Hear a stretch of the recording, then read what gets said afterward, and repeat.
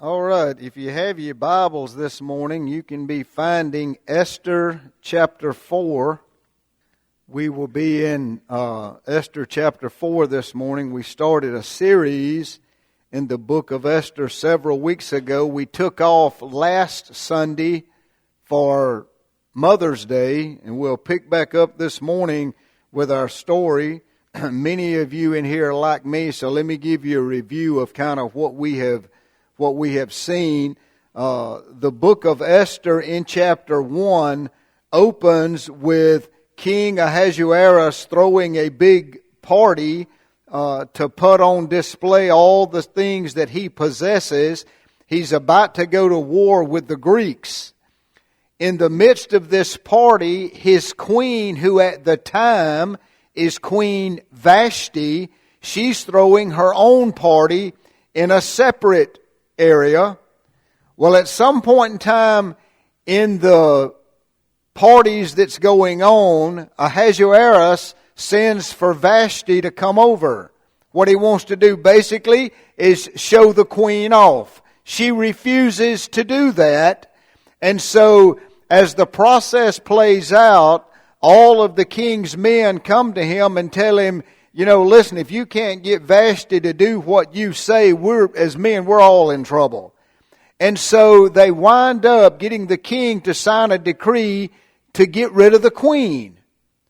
So then you come to chapter 2, there's this big beauty pageant that takes place so the king can find a new queen. And I told you at the beginning of this, God is in every page of this story. His name's never mentioned in the book. Prayer's never mentioned. Not even a pronoun reference to God is mentioned. And yet, He is placing the pieces of this puzzle in order. When this beauty pageant goes on, Esther is one of the ladies that's in this group of hundreds of women to maybe be chosen as queen. Well, she knows nothing that's going on. She gets chosen queen. Again, she has no idea what's happened to Vashti. She has no idea of why she has been chosen queen, but God knows. As we came to the end, I think it was the end of chapter 2, yes, Mordecai gets word that there's two men who want to kill the king. And so he relays that message to Esther. She relays that message to the king. And the king have those two men hanged. Well, when you get ready to promote a guy, you would think the next man to be promoted would be who? Mordecai. He's the one that saves the king's life. We find out in chapter 3 that it's not Mordecai that gets promoted. It's a man by the name of Haman. And we learned about his background with the Agagites and all those people last week because Saul didn't do what he was supposed to do. So Haman comes along. What you had to do when you walked by Haman was to pay honor to him by bowing. Mordecai wouldn't do that.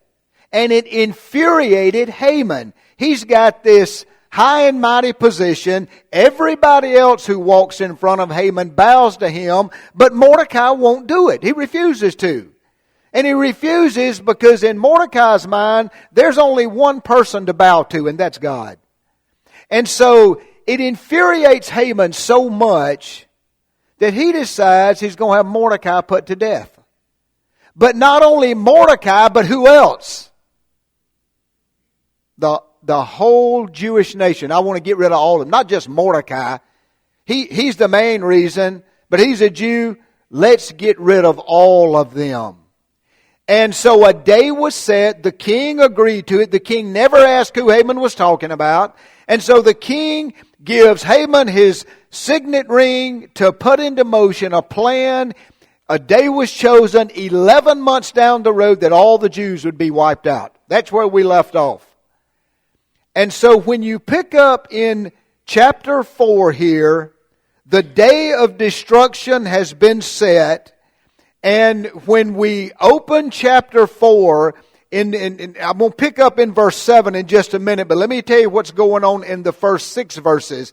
In verses 1 through 3, it is great mourning. Not a great mourning, M-O-R-N-I-N-G, but great mourning, M-O-U-R-N-I-N-G.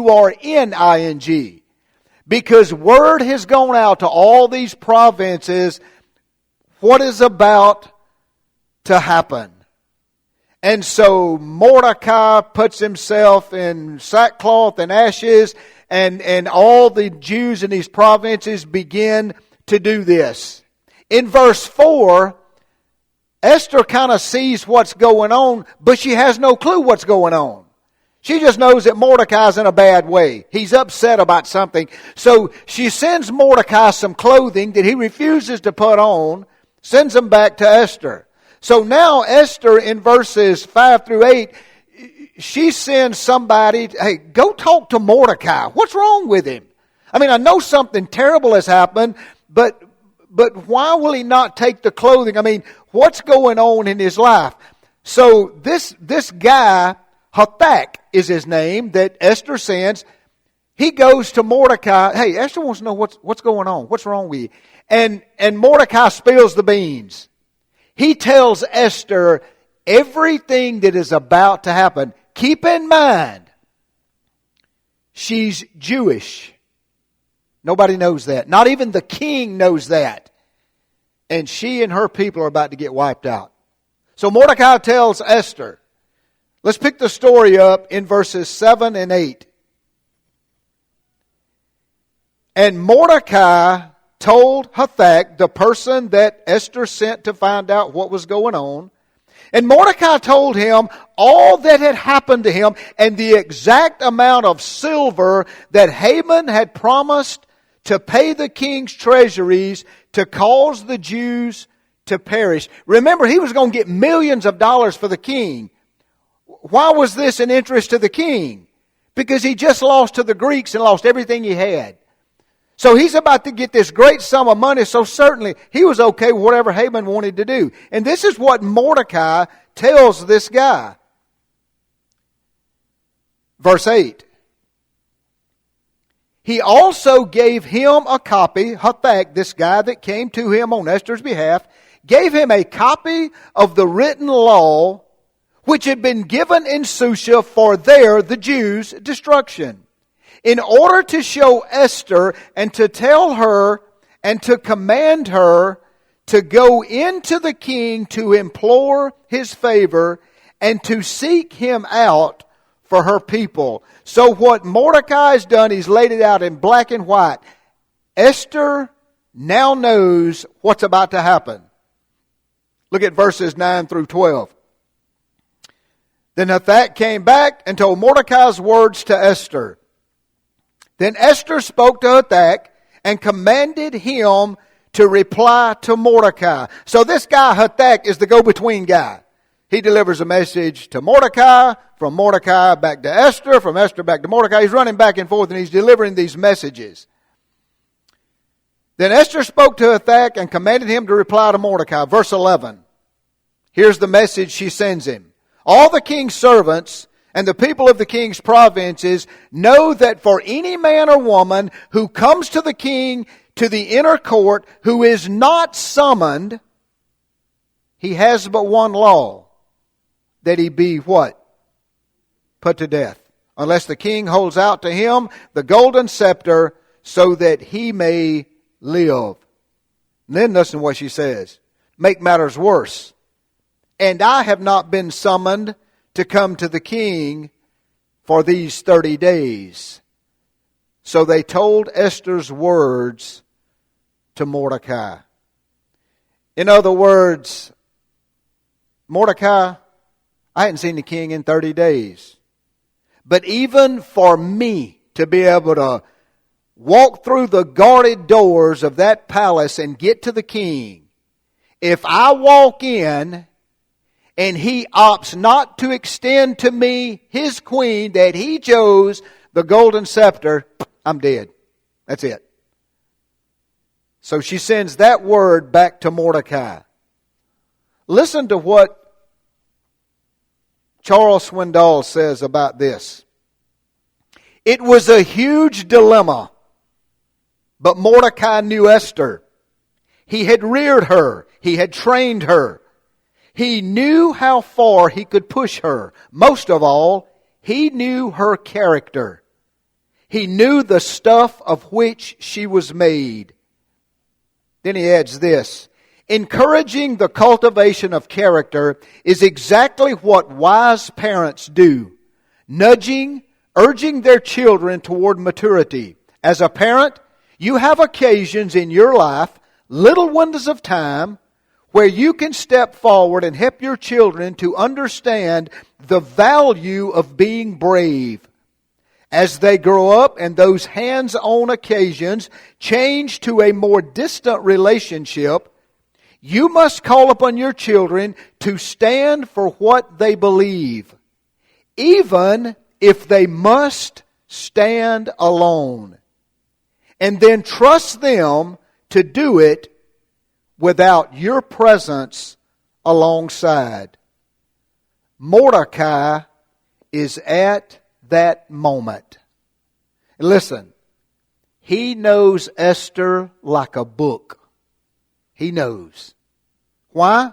As Chuck Swindoll says, he reared her. He taught her. He set the example for her. So she knows. Verses 13 and 14.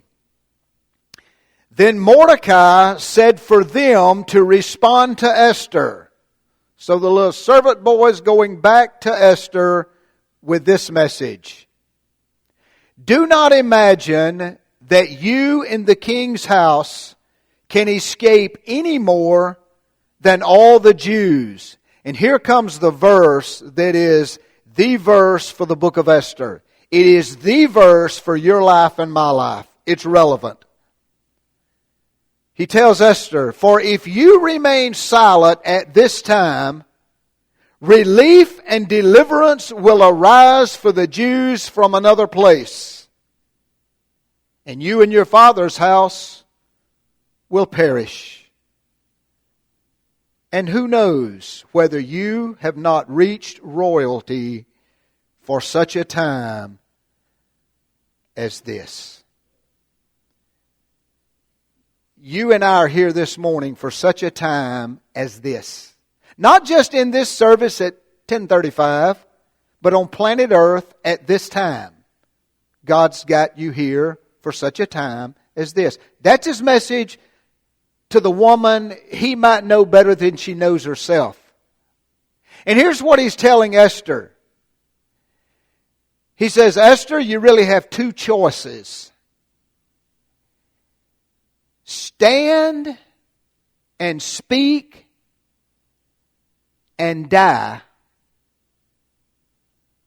maybe, or do nothing.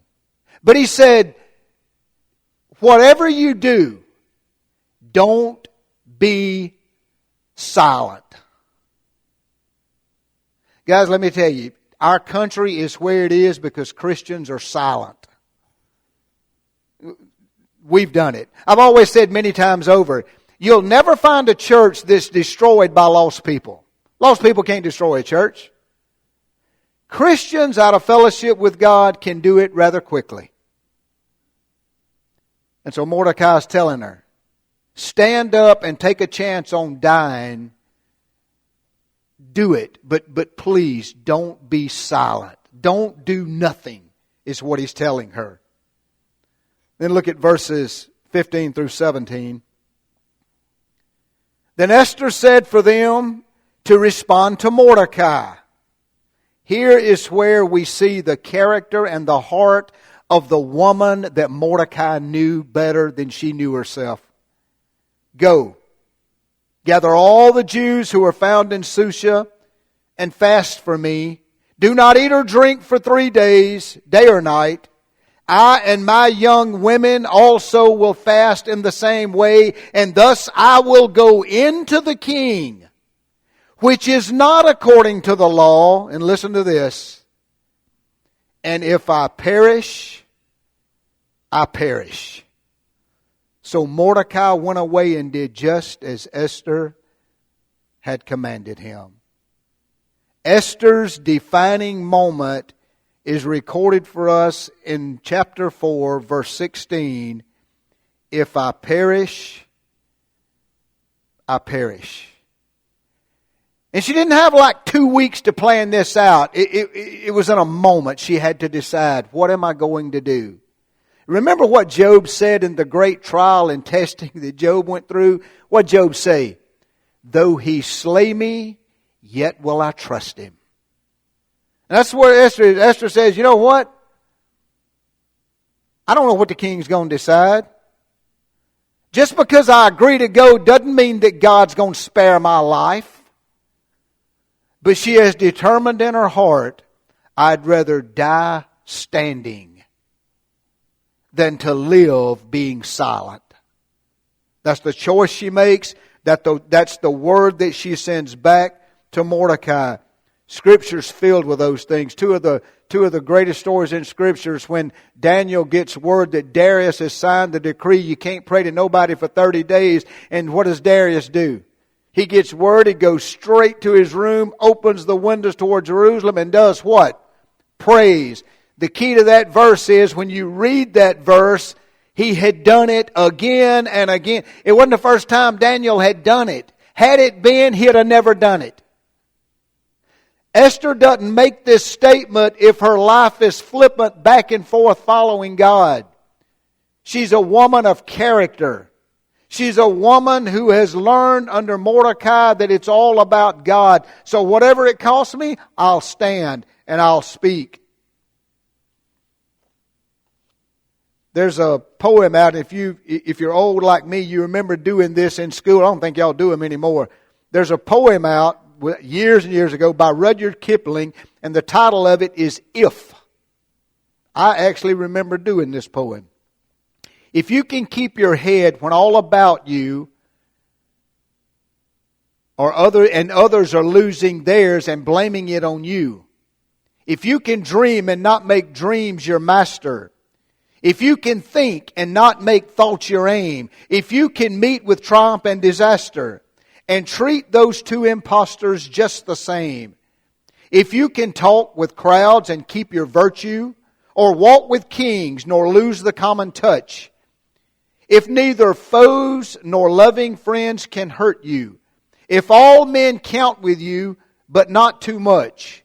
Yours is the earth and everything that's in it, and which is more, you'll be a man, my son. Here's what Kipling is saying. Stand alone, be courageous, do whatever it takes. Esther gives word to Mordecai, I'm going. I don't know the end result, neither did Mordecai. But I'm going. 2 principles. Number 1, not until we believe one person can make a difference will we be willing to risk. Not until we believe one person can make a difference will we be willing to risk. You know, and don't answer out loud. Do you really believe you can make a difference? With all the millions of people on earth, do you believe you can make a difference? I remember reading the story years ago of a little boy walking along the ocean. The tide's going out, and he's picking up starfish. Thousands of them on the beach. He's picking them up, slinging them back into the ocean. A man walks up to him and says, "Son, what are you doing?" He said, "I'm picking up these starfish and throwing them back in the ocean." He said, "Son, look down that beach. There's miles and miles of beach, miles and miles of starfish. You really think you can make a difference?" With that, the little fella reached down, picked up a starfish, and slung it into the ocean. He turned to the gentleman and said, "It made a difference to that one." Until we know that we can make a difference. The little boy who brings his lunch to Jesus. 2 little fish. 5 loaves. Well over 5,000 people. But you and I know from a spiritual standpoint, it wasn't the amount that little fella had. It was the obedience. to say, here you go, Lord. And with that, Jesus took it. Not only did He meet great needs, He taught His disciples a lesson that they failed to remember when they go to the water shortly after that. But it's the obedience to know that I can make a difference. I think that's what Esther sees now. I wasn't just queen so that Ahasuerus would have a new one. I was chosen by God. This is my moment. And guys, that's what God wants us to know about every one of us in here. You make a difference. You really make a difference. He's put you here for such a time as this to make a difference. Not only until we believe one person can make a difference will we be willing to risk. Number 2, only when we move from the safe harbor of theory to the risky world of reality do we actually make a difference. It's not just saying, yeah, I believe God put me here to make a difference, but I'm not going to do anything about it. And the only way we move from that safe harbor to reality and to taking a risk is when we're secure in Jesus. Not when you're saved. Every saved person goes to heaven. But when we are intimately walking with Him and we realize I'm here for a purpose. And the Christian life is taking risk for Christ. That's only when we will step out and take that risk and make a difference. Does one person make a difference? Listen to this. In 1645, one vote gave Oliver Cromwell control of England. In 1649, one vote caused Charles I of England to be executed. In 1776, one vote gave Americans the English language instead of the German language. In 1845, one vote brought Texas into the Union. In 1868, one vote saved President Johnson from impeachment. In 1875, one vote changed France from a monarchy to a republic. And in 1923, one vote gave Adolf Hitler control of the Nazi Party. One person, Jesus Christ, made a difference. You know, He didn't go and form a committee. He didn't theorize how great it would be to find somebody who would come and die. He didn't grieve over sin and say, you know what, tough luck. I am so sorry. You guys are in a pickle and I can't help you. No, He made a difference. John 3:16, for God so loved the world that He what? Gave His own life that we may have life. You know, Jesus was with His disciples one day by the Sea of Galilee, and He asked them, He said, who do men say that I am? And they come up with all these answers. Then Jesus asked a very pointed question. Who do you say that I am? And we tell the world who Jesus is not by what we say, but by what we do. I'll close with these 2 questions. The question is not, what do you think of Christ? The question is, what have you done about what you think? The issue is not, how do you feel about the message of the gospel? The issue is, what have you done about the gospel? King Uzziah had died in Isaiah. And in Isaiah chapter 6 and verse 8, look at what Isaiah says after he gets a good picture of the Lord high and lifted up. Then I heard a voice of the Lord saying, whom shall I send, and who will go for us? Then I said, Here am I. Send me. That's the exact answer in Isaiah. It's the exact answer that Esther gives in Esther chapter 4 in verse 16. If I perish, I perish. It's the answer that Job gave in the book of Job. I think it's chapter 13 maybe. But anyway, he says, though he slay me, yet will I trust him. I close with this. Guys, I think too often as Christians we look at totally selling out to Jesus as optional. You know, I'm going to go to church, I'm going to read my Bible, I'm going to pray. But to be a Christian 24/7, Lord, that's asking too much. But that's what He's asking. That's what He deserves. I think Esther's starting to put the pieces of the puzzle together now, being the woman of character she is, knowing what Mordecai has taught her. And while this little servant guy is running back and forth delivering these messages, I think it's as if Mordecai and Esther are side by side. They know each other. He knows full well what Esther's going to do.